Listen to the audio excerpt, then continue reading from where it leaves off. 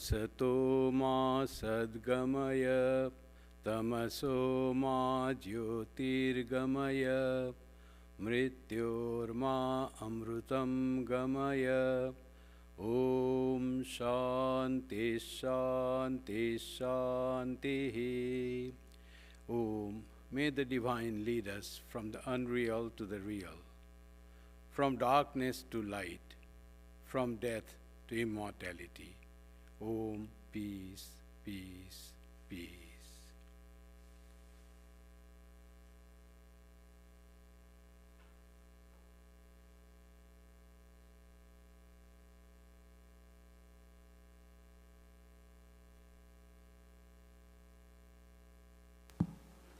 Today's song is Yugana Yugana Ham Yogi.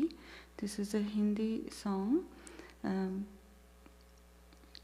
It reminds the seeker or yogi that they are part of a timeless lineage of wisdom, discipline, devotion and sacrifice, carrying forward the light of yoga through every age.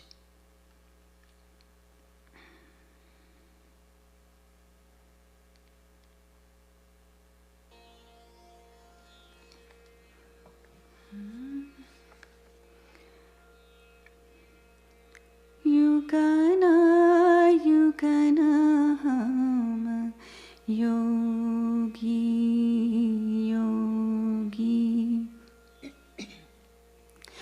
Yugana Yugana Ham Yogi Yogi Avadhuta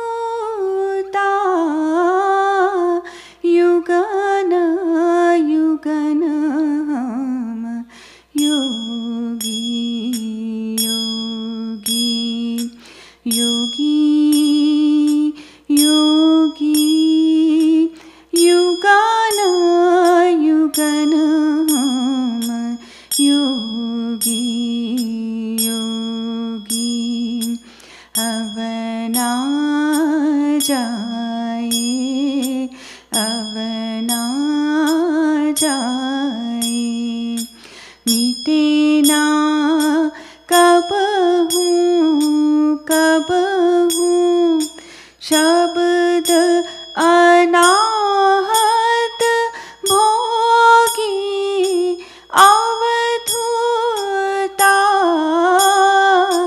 युगन युगन हम योगी योगी योगी योगी युगन युगन हम योगी योगी सब ठौर जमात हमारी जमात हमारी सब ठौर पर मिला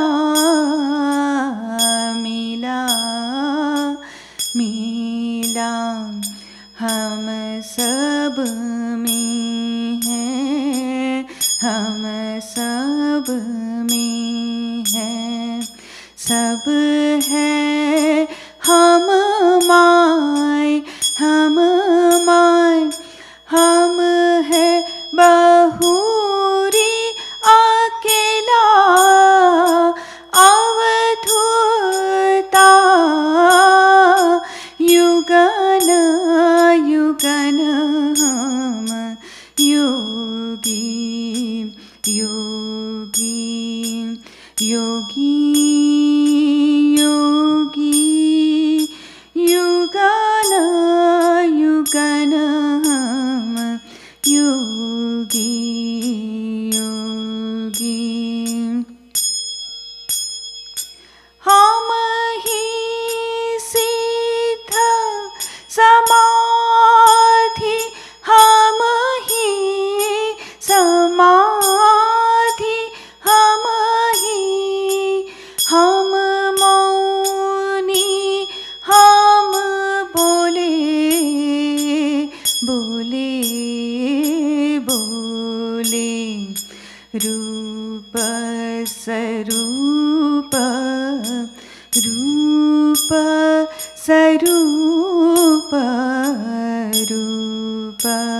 स्वरूप अरूप दिखा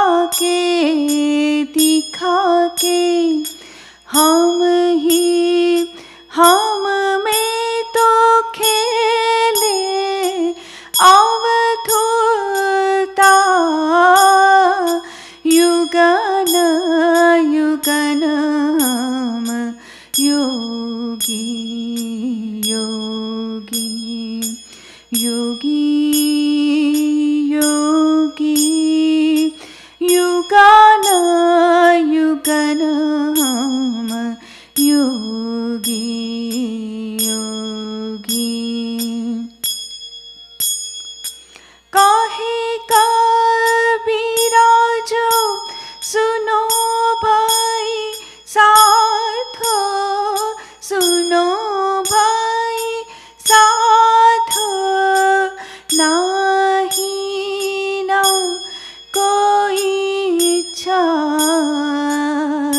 इच्छा इच्छा अपनी मढ़ी में आप में डोलूं डोलूं खेलूं सहज स्व इच्छा अवधूता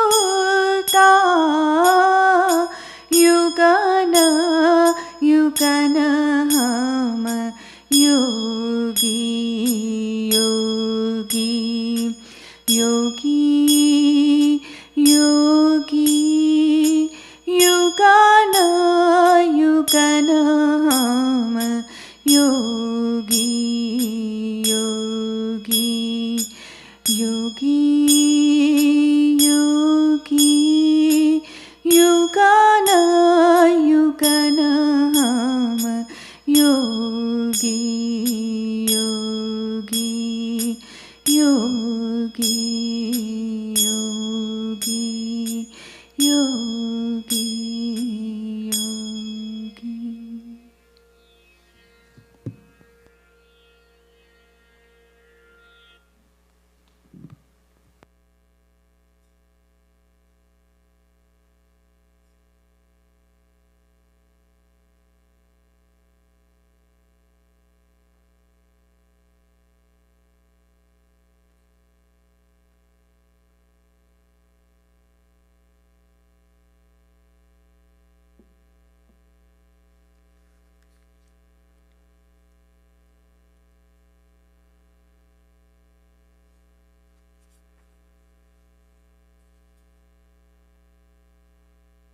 I'm reading from the book Swami Akhandananda, his life.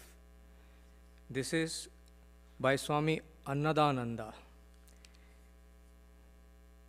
Here, Swami Akhandananda's tour across India and how he established the first Ramakrishna Mission service center in India. That is a beautiful reminiscence about his travel in Rajasthan.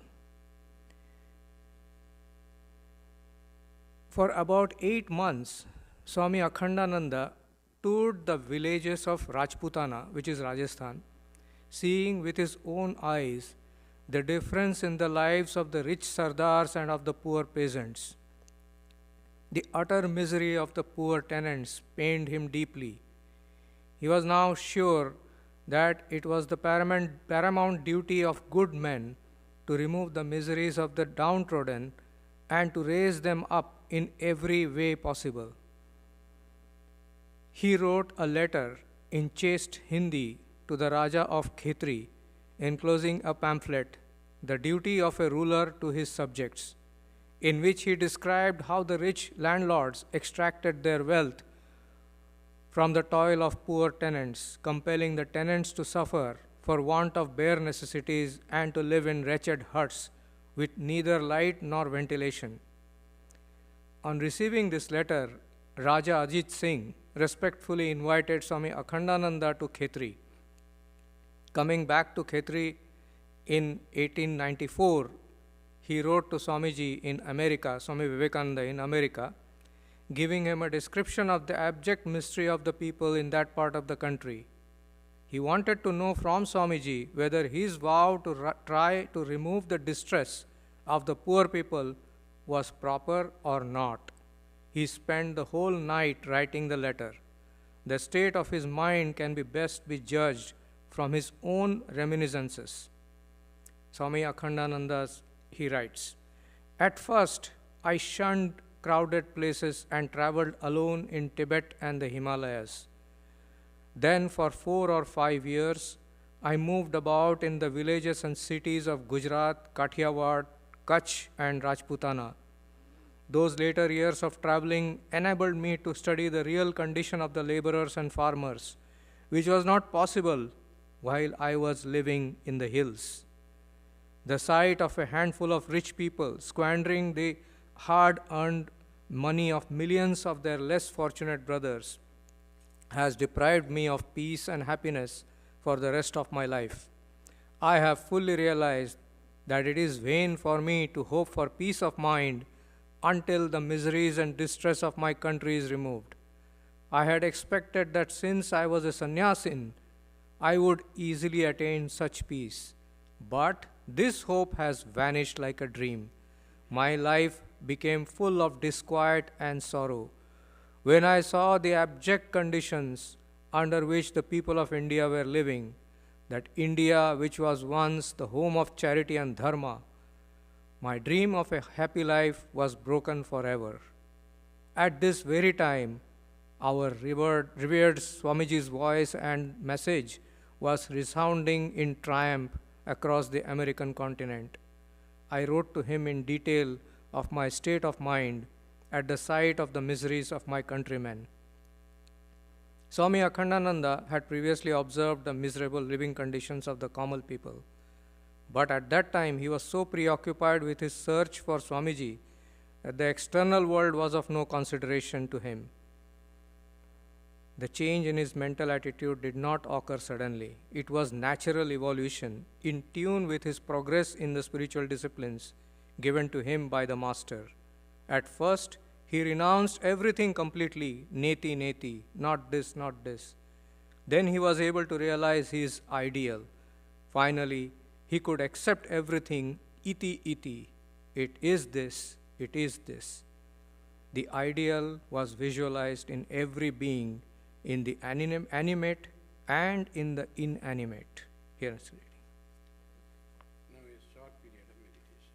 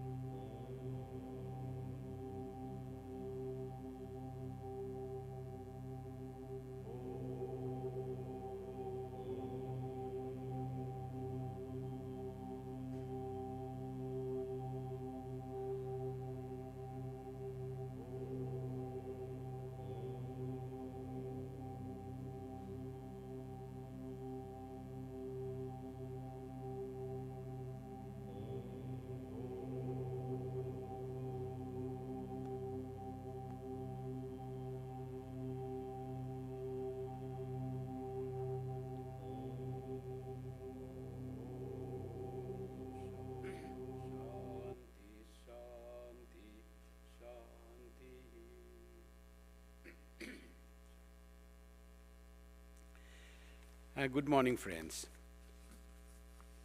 Welcome to the Sunday service of the Vedanta Society of Toronto. And today's topic of discussion is monks dedicated to the service of society. It's so unique, these monks of the Ramakrishna Order, that is started by Sri Ramakrishna himself as the inspiration, and Swami Vivekananda gave its concrete picture. So unique in Hindu religion, in Vedic religion, that monks should engage in the service of the society.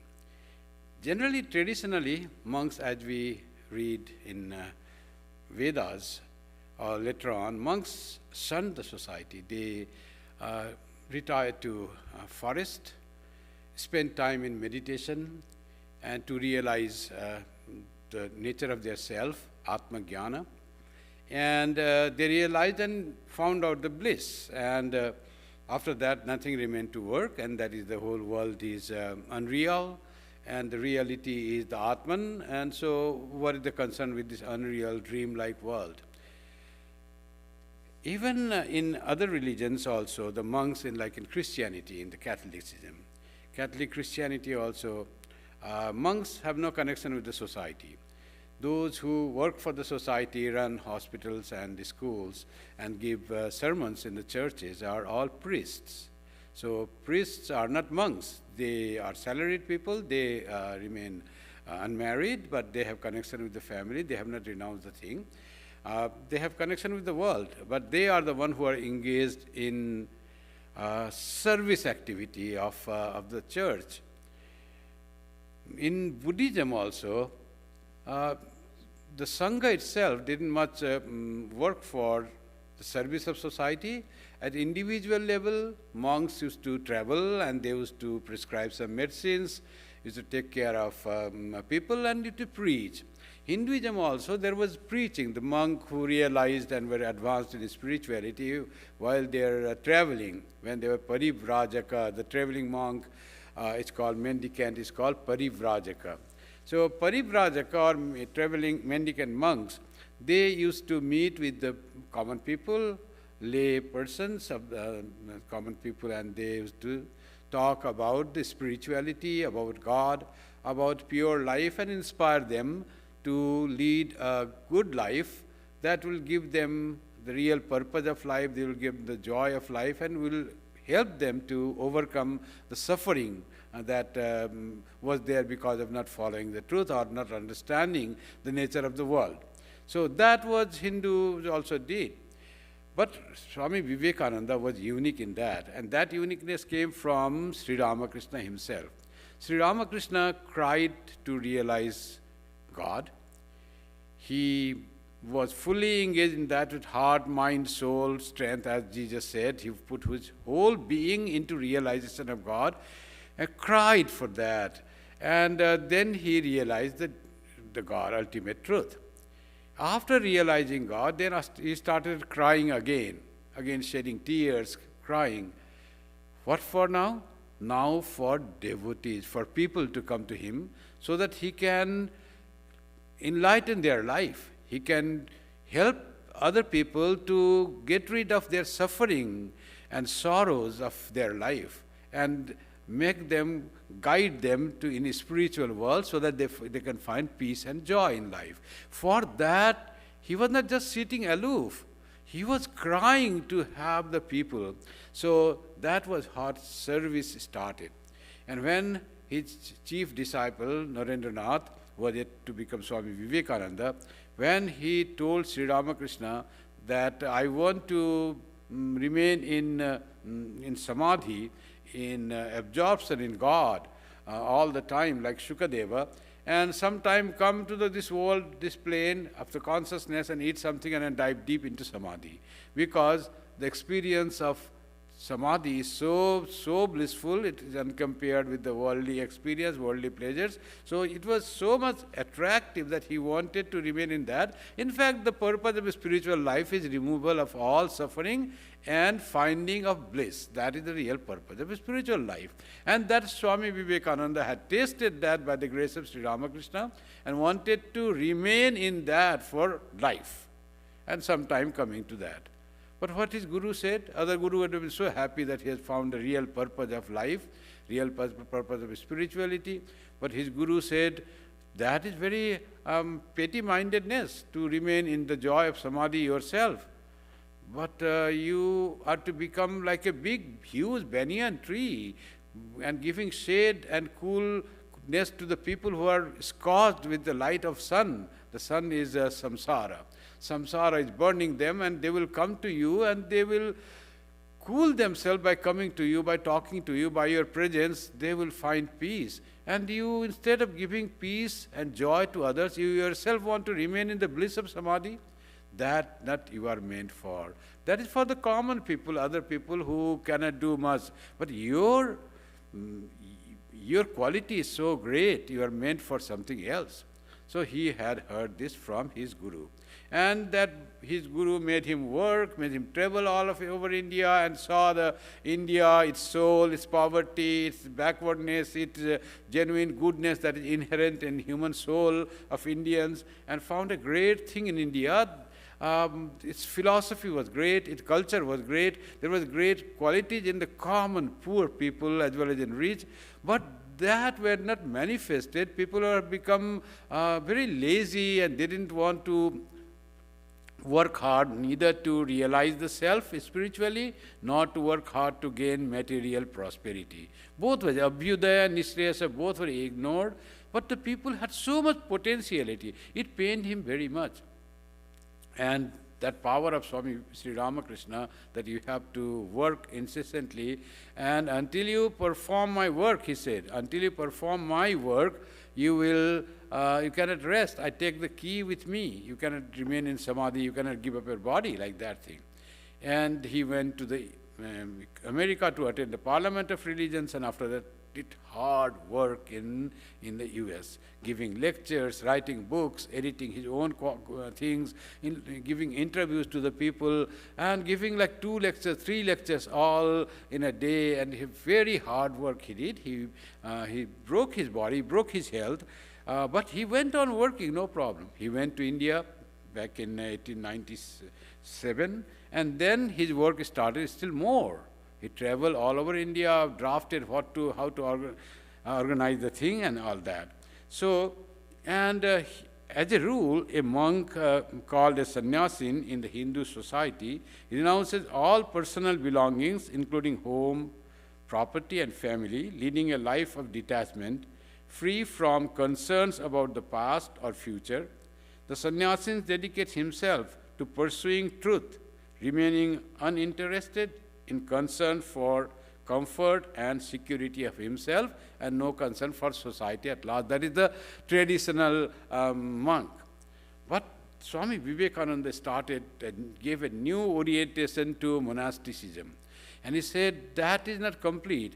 Monastic monks should live not only to realize God, but to serve the society. It is not only gaining joy yourself of the spirituality, you have to distribute the knowledge that you have attained so that others find joy, others find light. Not only knowledge should be spread, but give other little comforts to the society. That's why when he founded Ramakrishna Mission Association on 1st of May 1897 in Kolkata, he said, he proposed the name. It was a meeting done, and he proposed the name. The name of the society organization will be Ramakrishna Mission. And its motto, its ideal will be Atmano Mokshartham Jagat Hitaya Cha. The monks and lay devotees all will work together for their own liberation, for their own salvation or spiritual emancipation, and for the good of the world. Atmano Mokshartham Jagat Hitaya Cha combined together. This Jagat Hitaya Cha thing never was taught or practiced by any monk. All were only for Atmano Mokshartham. You attain liberation, you attain freedom, you attain spiritual enlightenment, that's enough.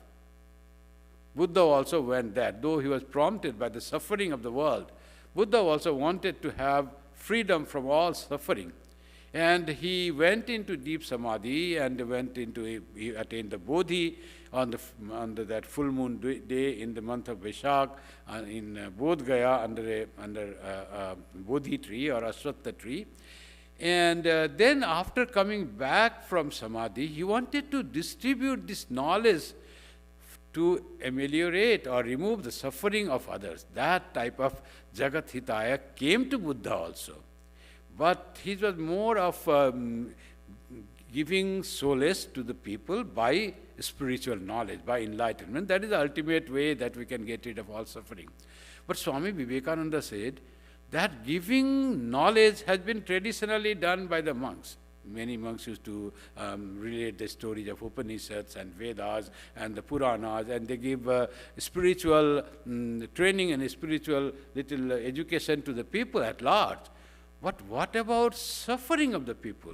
He said, when you realize God and attain that freedom in your heart, that should come as service to the people, service in all the degrees of the society.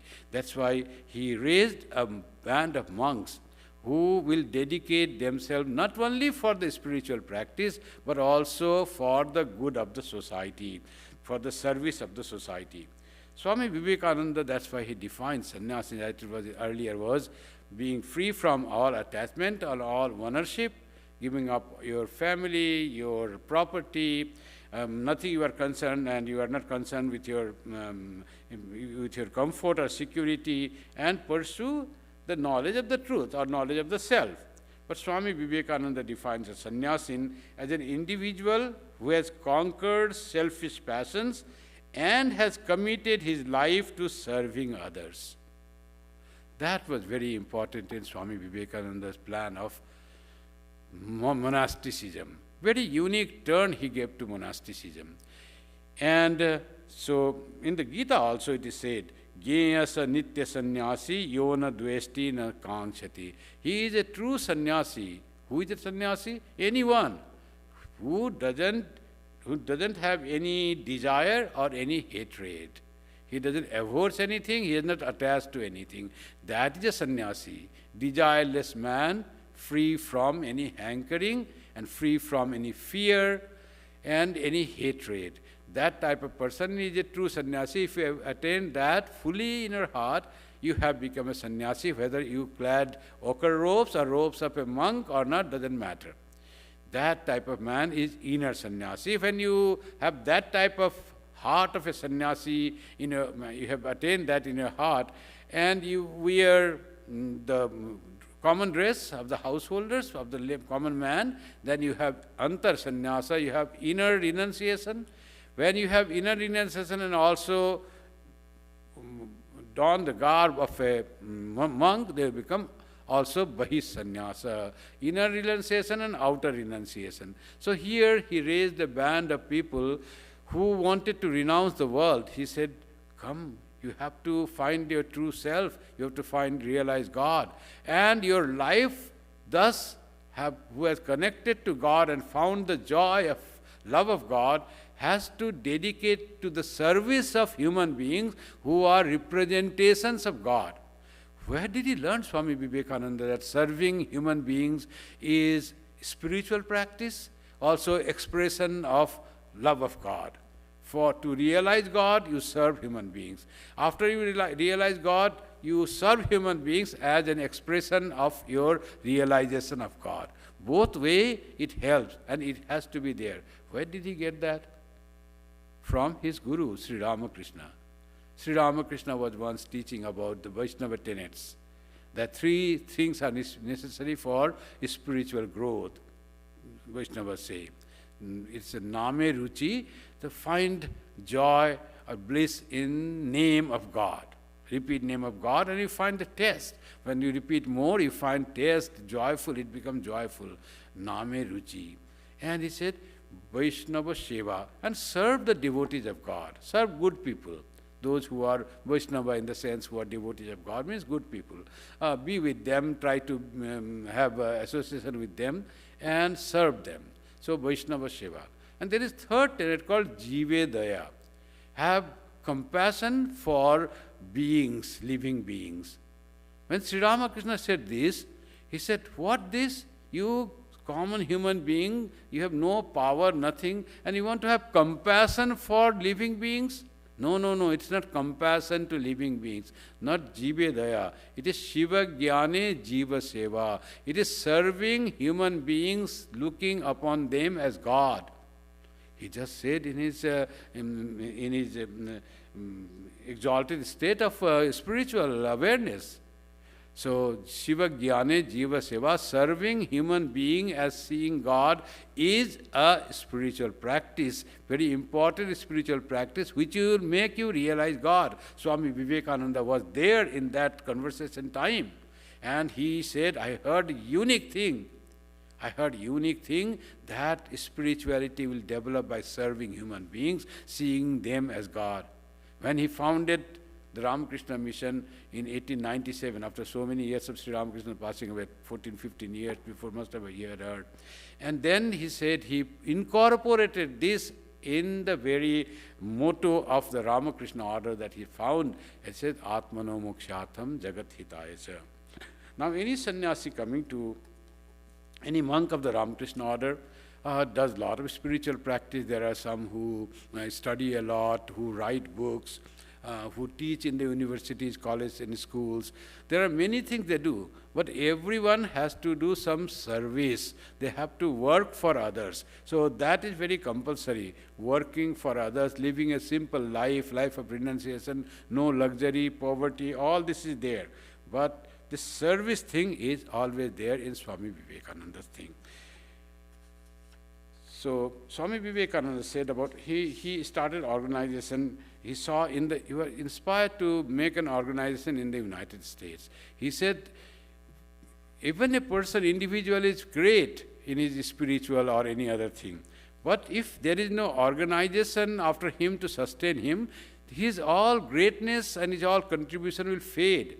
To retain that what he had contributed or had given to society, you need an organization, you need a band of people working on the same line. So then that will remain, otherwise it will be lost. He said, the conviction has grown in my mind after all my travels in various lands that no great cause can succeed with an organization. He was in the US and suddenly he was with a family, and he suddenly said, I have fell into a temptation today. And the house lady said, who is she, Swami? So Swami said, Swami laughed and said, it's not she, it is organization. I found he debated about whether organization would help for spiritual growth or it will hinder human individual freedom, because there was no organization made. So with all his pros and cons, there will be some individuality will be curtailed. You will have to follow the rules of the organization.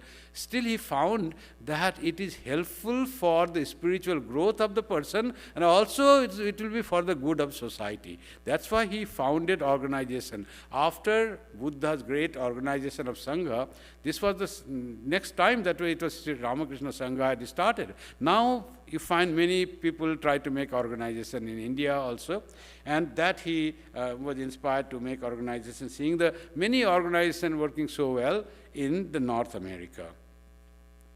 And when he found the Ramakrishna Mission in 1897, he said its motto will be service to the world and realization of God. Jagat Hitaya Atmano Mokshartham Cha. So that was his saying. Then now Ramakrishna Mission was founded, and the Ramakrishna Mission has unique characteristics. The monk of the Ramakrishna are so different in that. What is the characteristic of the Ramakrishna Mission? It is a selfless. The people Ramakrishna Mission, monks of the Ramakrishna Mission are selfless, and they practice sacrifice and love.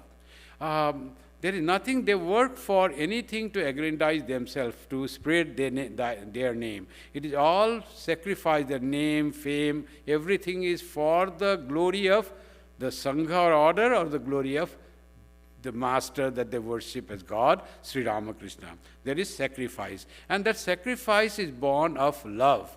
Love for the ideal, love for the love for the deity that they worship, love for the being that is their ideal, and that leads to sacrifice all their self-interest into working for the society, in the name of society, in the name of organization, in the name of Ramakrishna Mission, for the glory of Ramakrishna Mission. That for a very simple monk to highest monk, all they have nothing to remain in their thing.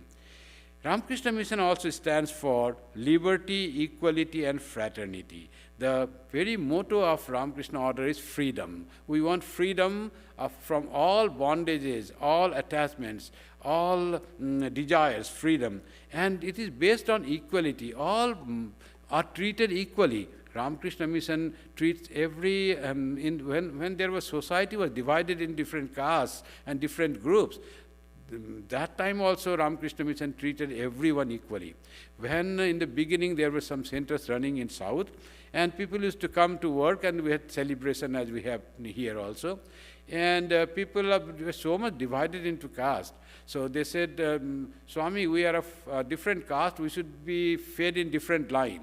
And other people can sit on different line. You arrange that way, then we'll eat, otherwise we cannot eat here. The Swami he didn't agree for that. We all treat equally. If you can't eat with others, then we cannot help. And gradually, they also started coming. We had practice of that equality while eating together in Puri from very ancient times. When there were stringent caste rules, still there were in Puri all sat together and ate. Ramakrishna Mission also never deviated from the equality. And there is the fraternity of monks.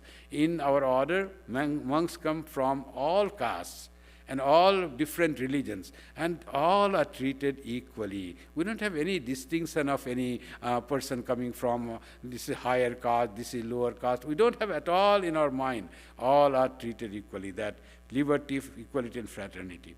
And the Ramakrishna Order looks for excellence, efficiency, and teamwork. It is like corporate thing. You look for excellence. Yes, Ramakrishna Order also looks for excellence and efficiency. Everyone will put their all best to make the work efficient. If you see our hospitals or our schools and educational institutes, they are so efficient. They are all one of the best in their area. The schools and colleges, they are all the best in their areas. That is the efficient work. And it all depends on teamwork. That's what in Ramakrishna Mission. Ramakrishna Mission had never given up the core of the monastic or ethical thing, like truthfulness, honesty, and transparency. That is the basis of the order of Ramakrishna Mission. Very honest and transparency in accounts. Even the government of India praises that Ramakrishna Mission's accounts are so perfect. Swami Vivekananda himself said, if someone donates money for one thing, don't spend that money for other thing. You have to spend according to the wish of the donor. So Swami Vivekananda himself said, Saker kori mache diyo na. So don't spend one thing that was given for one thing, for other you need more of that thing. You cannot transfer that. So that is the transparency, and our accounts are maintained perfectly. During COVID time, there was a time when this money was being cash, was after some time being, it will not be valid after certain dates. So people couldn't take it, and sometimes some person gave like bag full of money near our ashram gate, and someone found that.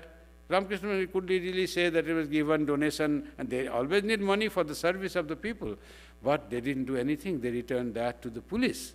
So this money someone has given, it is not our money, take it back. So like that is the transparency in our accounts and in money matters.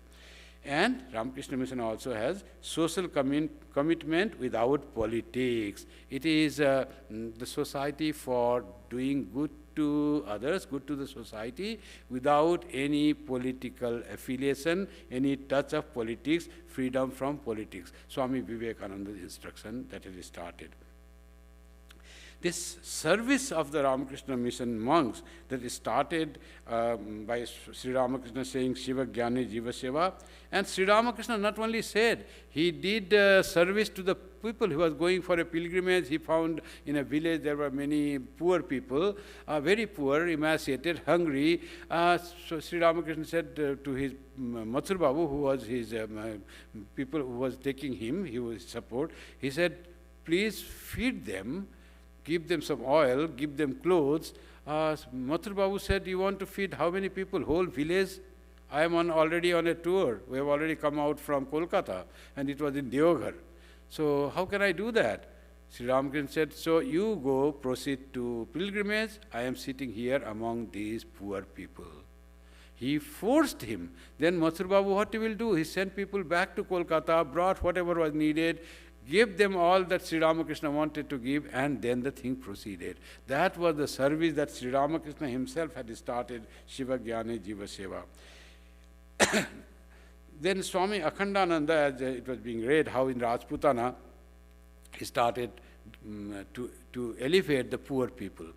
And then Swami Akhandananda went, he traveled a lot in India, walked a lot. And he, after the Rajputana, he went to West Bengal in Murshidabad. And he was going near the Ganga. He found one little girl was crying. He asked, what happened? So he said, I had a small earthen pitcher. It broke, and I don't have pitcher, and we don't have any other extra thing, and my mother will scold me. How do I carry water from river to my home? They have to carry the water from river to their home.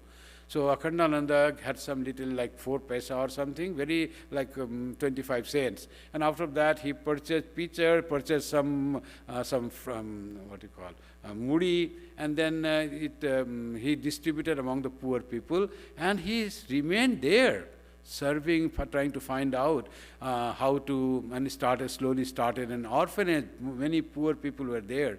He thus started this, as he had said to Swami Vivekananda when he was in the West. Here also he said, I want to do that. How do you support? Swami says, you are doing wonderful work. So Swami Vivekananda is from his village in Mahula. He shifted to nearby Sargachi and started their orphanage, and serving the poor, destitute, poor little boys of the villages around, mostly Muslims. And he did that. And he saw in them as God. When he used to bathe these boys, he used to recite the mantra, all from Shiva mantra, Triambakam Yajamahe, Om Namah Shivaya. He used to do that. That was the spirit of love of God that was expressed in service of those poor, destitute orphanages. And that place, now Sargachi, has a big center. I just went this year in Sargachi in Murshidabad, West Bengal, India. And they have their school. The school also came up, that is, they say, the first educational institute of Ramakrishna Order, they say, they claim. And there is now a lot of works going on to give self-employment to the villagers, making clothes, building some household food, eateries, pickles. These all the things they have started doing in the villages, making them self-employed to a great extent. And some medicines, some toothpaste. Then so much of work is being done by the Swami there. So it was very nice to see how Swami Akhandananda started, how these Swamis are dedicated. Next genesis was Swami Vivekananda himself inspired plague relief in Kolkata. He engaged Sister Nivedita, one British lady who had followed a disciple of Swami Vivekananda, to work for the people stricken with plague, and also his another disciple, Swami Vivekananda, said Sadananda. They worked in the streets of Calcutta, they cleaned the places, they put themselves in the risk of being contaminated with plague, and they served the plague. And Swami Vivekananda was so much into service, he said, we can sell the land of Belur to serve the people if there are no funds. He had gone up to that extent. As there was relief work by Swami Akhandananda in Rajputana, Swamiji's disciple, Swami Kalyanananda and Swami Swarupananda, they found people in one village in Rajputana, big wailing coming. What happened? He went there and all famine, no food. So whatever he had, he started little, then started begging, appeal to the people around, and started feeding people there in Rajputana. Swami Kalyanananda, disciple of Swami Vivekananda and Swarupananda also. Then this Kalyanananda meets one person in Varanasi in his travel time. Swamiji was in the West that time.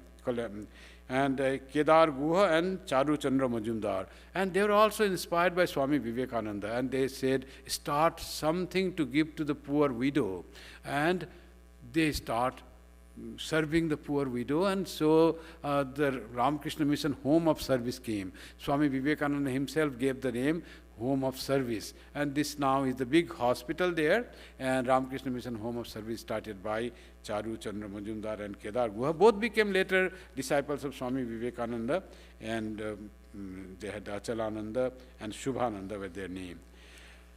Swami Vivekananda sent Swami Kalyanananda to Haridwar, and he started for serving monks. Monks were in very distressed situation. There was no treatment.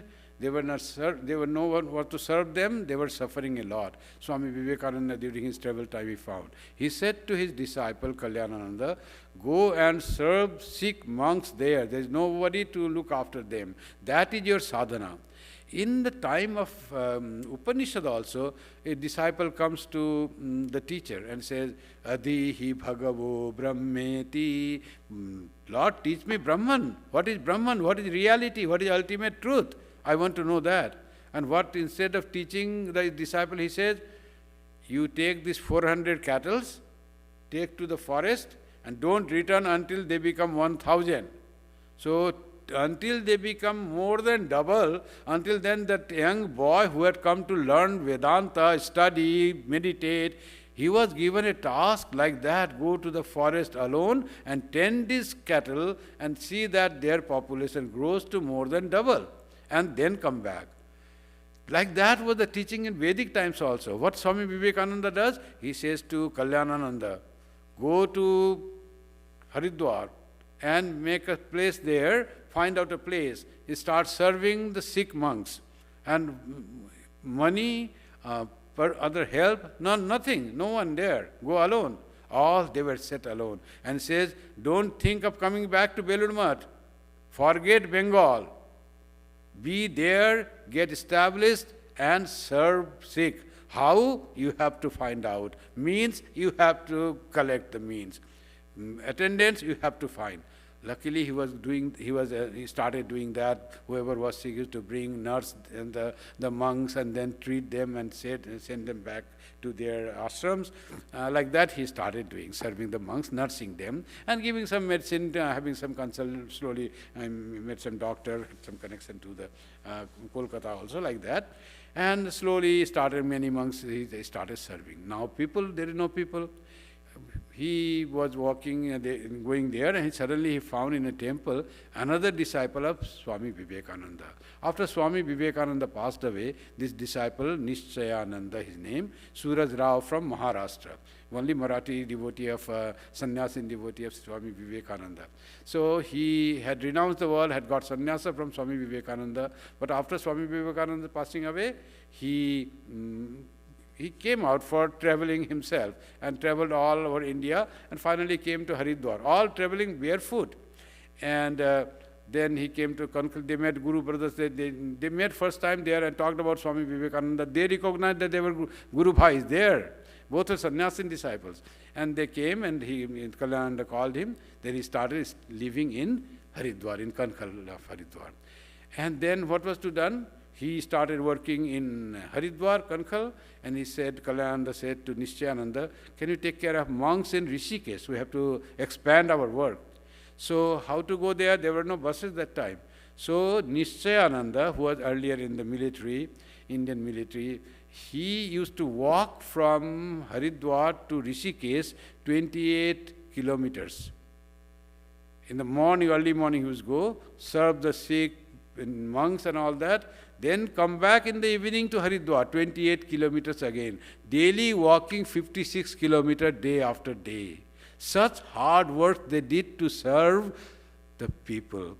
First he started with monks, then patients, then hospital, then doctors came, funds came, and now there is a big hospital in Kankhal. Swami Kalyanananda didn't, now then Belur Math had more brahmacharis and monks. They started sending need for a temple, Sri Ramakrishna temple. Kalyan said, no temple needed. Hospital is the temple. Patients are God. The medicine you feed them, the food you feed them is the offering to God, and you talk to them, give them solace, give them hope. That is your chanting of the mantras. That is veritable temple, is hospital. No other temple in Kankhal. There was no temple during Kalyananda's time. After he passed away, after many years, now there is a beautiful temple of Sri Ramakrishna there. But there's so much service done. So like that, Swami Vivekananda inspired. And there was Swami Dayananda, he's the younger brother of Holy Mother's disciple and younger brother of Swami Madhavananda, great monk of our order. So he came to the West and he saw very good hospitals, arrangement for that.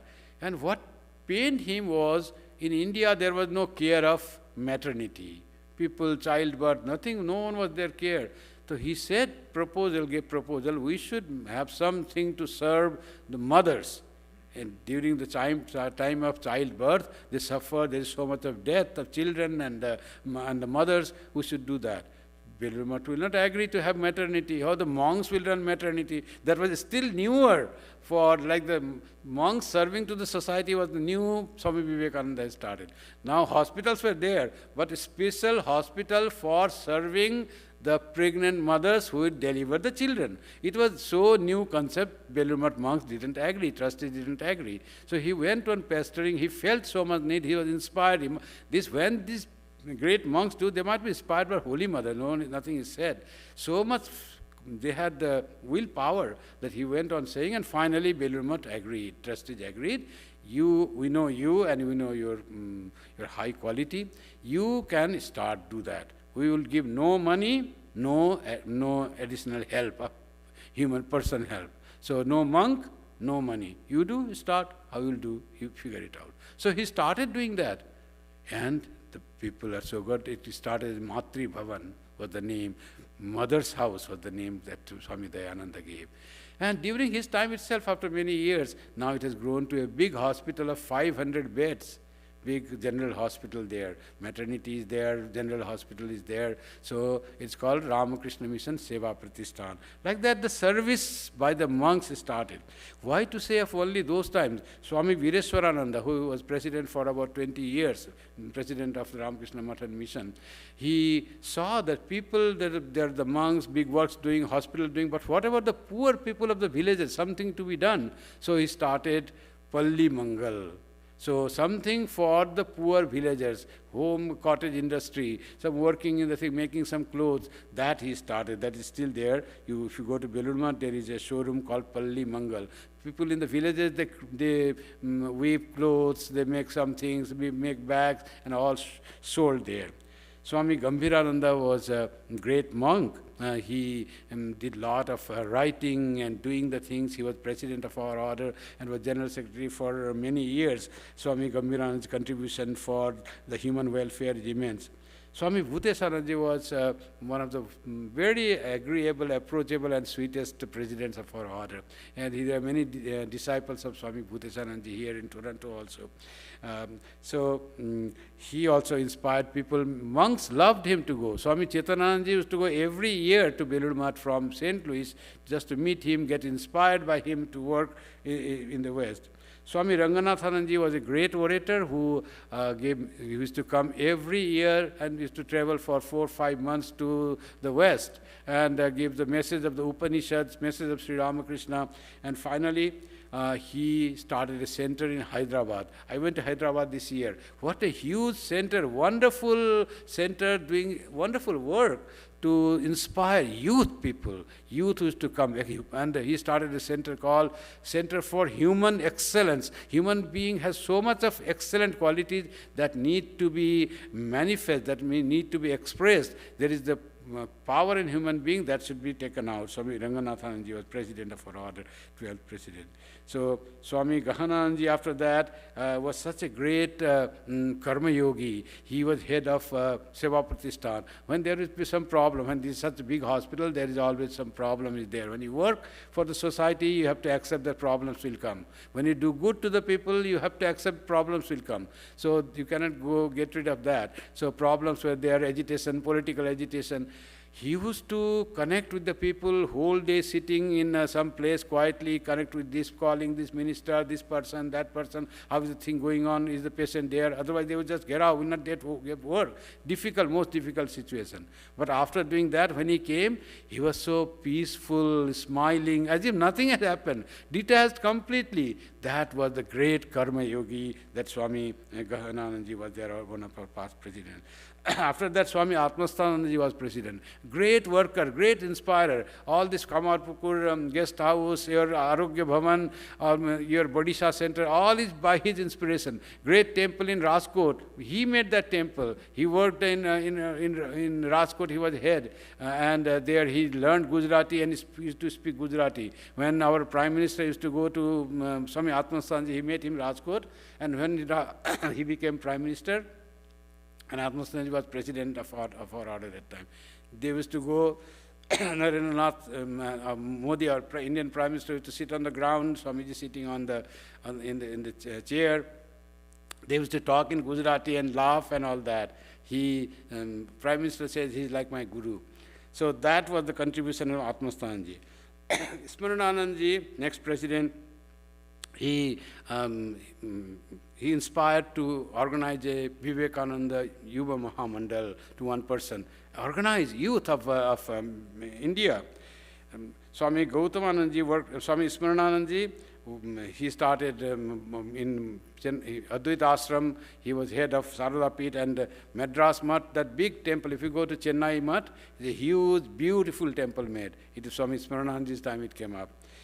Swami Gautamanandaji, the present president, is such a great worker. He worked in tribal areas, remote tribal areas, Along and other places, and then he was head of Madras Mutt before he became the president of our order, and now in Belur Mutt. Great worker. He's 96 years old, but he still does arati, he's a charmer, he does sastanga pranam, he walks without any help, 96 years old.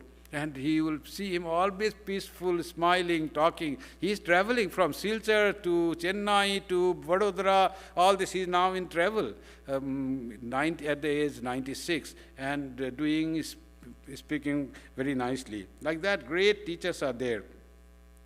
There was Swami Hiranmayanji, other than that. Hiranmayanji was general secretary once, and he worked to build Purulia Center, big educational institute in West Bengal, very famous, and he built that with all his vision and all the artistic and all that.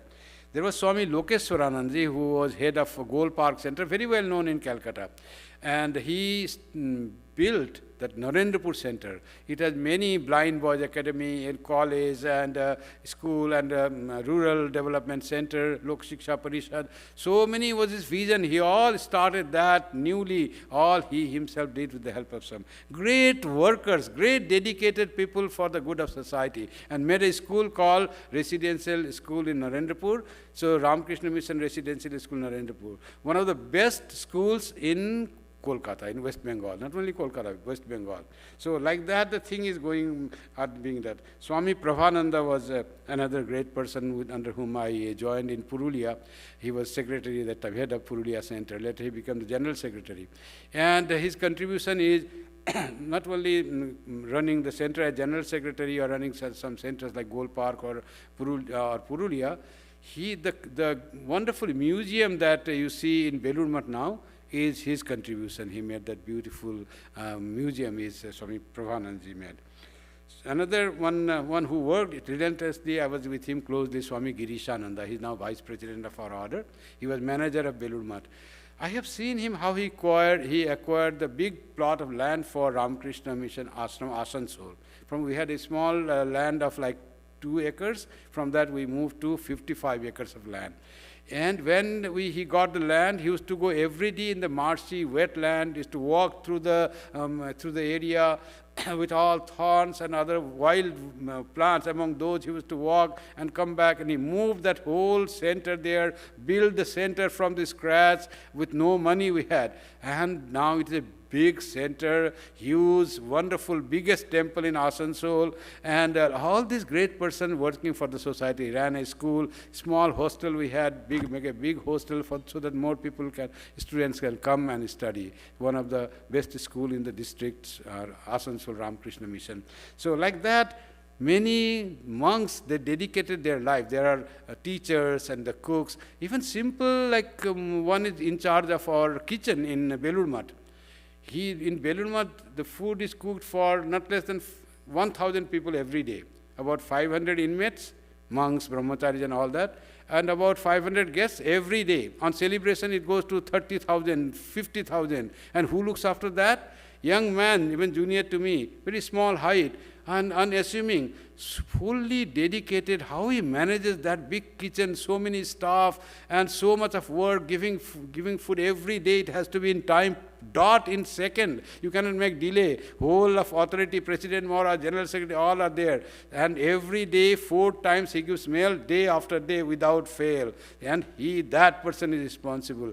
This great work with the help of all other monks. So all the monks of our order are very dedicated. Either they work for the society, if not for the society, they work for the center. So hard work, but that is part of their spiritual practice until they realize God.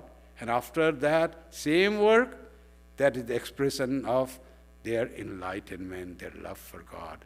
That's how the monks of the Ramakrishna Order are so much dedicated to the service of society, service of humanity, all inspired in a unique way by Sri Ramakrishna and made it practical and concretized by Swami Vivekananda. And so powerfully done, nobody opposed. Everybody, his Guru Bhai supported. Little there was opposition, but everyone supported, and today is huge work going on. And it become now, any new monastic organization comes, service is always there in them. They will find something to serve the people, something to serve the country. That is how this Ramakrishna Mission started. Now Ramakrishna Mission, when Swami Vivekananda was there, only 5 centers were there of the Ramakrishna Order. Now there are 288 centers in 57 sub-centers. Of which 220 centers are in India, and 68 centers are in 24 countries all over the world. That is the Ramakrishna Mission. The ideology of Ramakrishna Order finds its expression through multifarious service activities in the fields of education, health, rural development, self-employment, women's welfare, interfaith understanding, moral life, spiritual guidance, and relief to victims of calamities at the time of natural or otherwise distress. That is the field of Ramakrishna Mission, a spiritual organization dedicated to the service of humanity, looking upon the service as their spiritual practice. Thank you.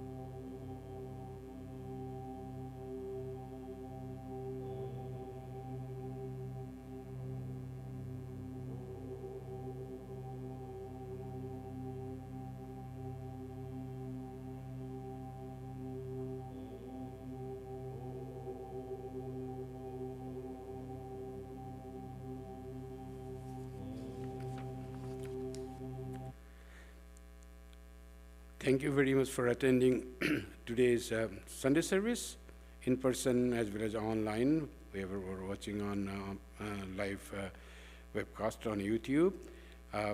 So for upcoming events, there is scripture class on Friday on Uddhava Gita. It will be in person as well as online. And on 6th of April, we will celebrate Ram Navami. And that is the day of Ram Navami, Tithi also. At 11 o'clock it starts, and there will be devotional songs, worship, reading, and after prasad. And this will also be live streamed on YouTube. Vigil this month, next month in April will be on 12th of April. So those who want to attend Vigil, please respond to the email that will be sent to people. Or those who want to do first time, they can just write an email, our official email at toronto@rkmm.org. It is 1 hour of prayer, silent prayer and meditation, and the program starts at 6 a.m. and ends at 6 p.m. But you can do whatever hour you like you want to do 9 to 10 or 2 to 3 in the afternoon. So you just write, I want to participate in the vigil from 2 p.m. to 3 p.m. or 11 a.m. to 12 p.m. Whatever you like, you do, and in the group we do, and continuous prayer and meditation goes on from 6 a.m. to 6 p.m. One person or a group of person will be there in the prayer hall. They not only add to their own spiritual upliftment, also they add to the very aura, or what we call tanmatra of the prayer hall. So it's a service to the society and also for their own good. Atmanu mokshatam jagat hitaya said. And on 13th there is a talk on Rama's way of devotion, and the Ram Nam will be on 13th of April. Now the closing chants. After closing chants, please go upstairs for prasad. Om Shanti Shanti Shanti Harihi Om Tat Sat Shri Ramakrishna Arpanamastu. जय श्री गुरु महाराज जी की जय, जय महामाई की जय, जय स्वामी जी महाराज जी की जय, जय गंगा माई की जय, जय भगवान बुद्ध की जय, जय ईशा मूषा की जय, सर्वस्तरतु दुर्गाणि सर्वो भद्राणि पश्यतु, सर्वसद्बुद्धिमाप्नोतु, सर्वत्र नन्दतु. Hari Om Tat Sat. May all be freed from dangers. May all realize what is good. May all be actuated by noble thoughts. May all rejoice everywhere. Om, peace, peace, peace be unto us all.